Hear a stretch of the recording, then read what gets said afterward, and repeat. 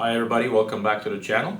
My name is Miro Svoboda, and in today's episode we will talk about strategies on how to structure your estate so you can transfer assets to your loved ones completely tax-free. So let me back up a little bit, and if you wanted to gift or give away your assets while you're still alive, that is allowed, and that's completely tax-free. So you could, gift $100,000 or $200,000 or $1 million to your kids or to your grandkids, and that's a completely tax-free event. You might be triggering some capital gains when you're selling a portfolio or selling a property, but the act of gifting is completely tax-free. If you wanted to do it through your estate, so if you wanted to transfer assets to the second generation through your estate after you pass on, well, that's a completely different story, since when somebody passes on in Canada, all of their assets are deemed disposed of and taxes are triggered, and once these taxes are paid, then the estate is dispersed to loved ones, to beneficiaries. So in today's episode we'll talk about an estate bond. An estate bond is a strategy that will actually allow you to transfer assets to second generation on a tax-free basis, but also you would be tax sheltering assets and moving assets to a tax-free environment while you're still alive. So you're kind of killing two birds or two flies with one stone, where you're saving tax or you're reducing tax while you're still alive, and at the same time you're structuring your estate where part of your estate will go completely tax-free to your beneficiaries. Currently, for most Canadians, the only tax-free assets is your TFSA and your principal residence. But even your principal residence, capital gains are not applicable, but even your principal residence will be open to probate. So as I said earlier, when a person passes on in Canada, all of their assets are deemed disposed of, and all of these assets are attracting taxation.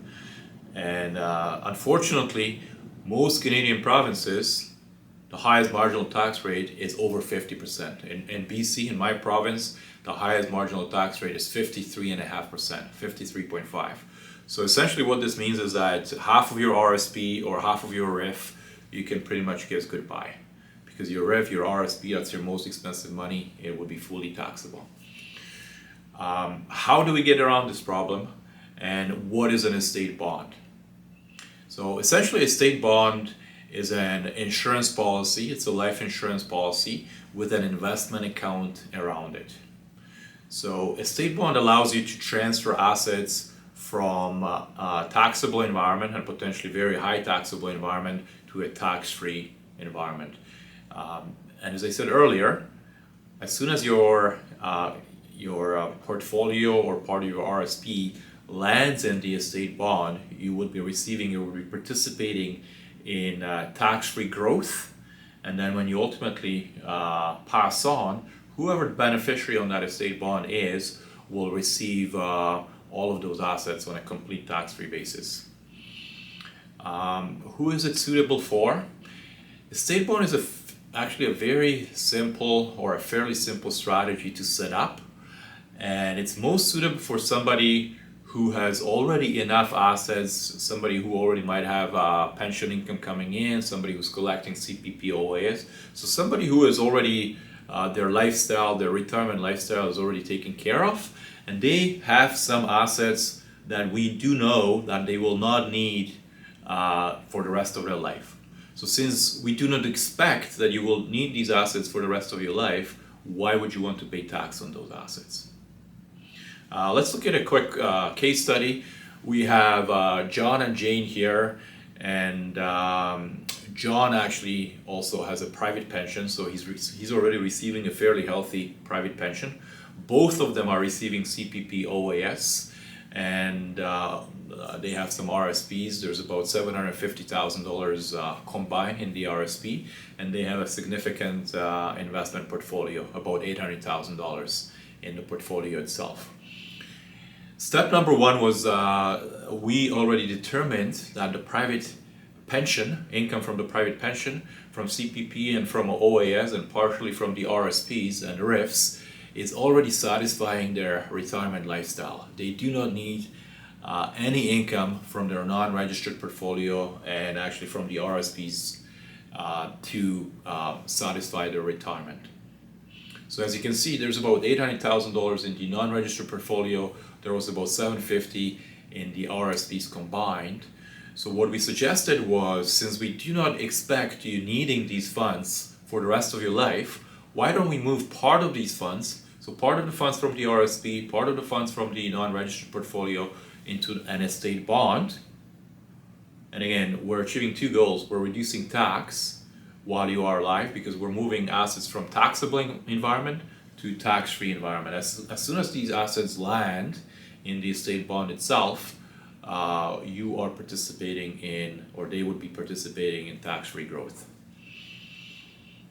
Then we project this estate bond for life expectancy, and at the end of their lifetimes, whoever is the beneficiary would receive the full market value of the estate bond completely tax-free.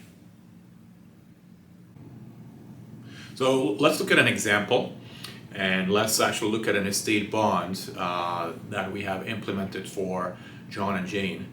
And on this slide, you're looking at a $750,000 estate bond. The reason we recommend $750,000 is that John and Jane's current estate liability happened to be $750,000. So on the left-hand side, you can see that our RSPs and investment portfolio currently are worth about $1.5 million. And they'll be depositing about $30,000 annually from the investment portfolio and RSPs, and then RIFs in the future into the estate bond.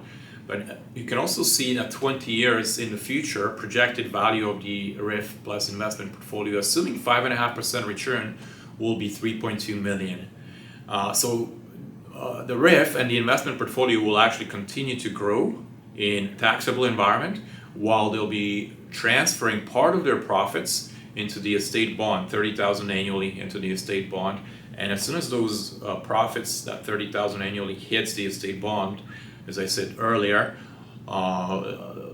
they are in a complete tax-free environment. So we're projecting the estate bond 20 years out at 1.6 million, 1.65, and then whoever is the beneficiary or multiple beneficiaries on that estate bond will receive the full market value completely tax-free when John or Jane pass on, the last survivor. Thanks for tuning in today. We'll be posting videos on a weekly basis on wealth management, on tax planning, on estate planning, and also investment ideas. So please subscribe to the channel. Please like the channel. Thanks again. Have a great day. Bye.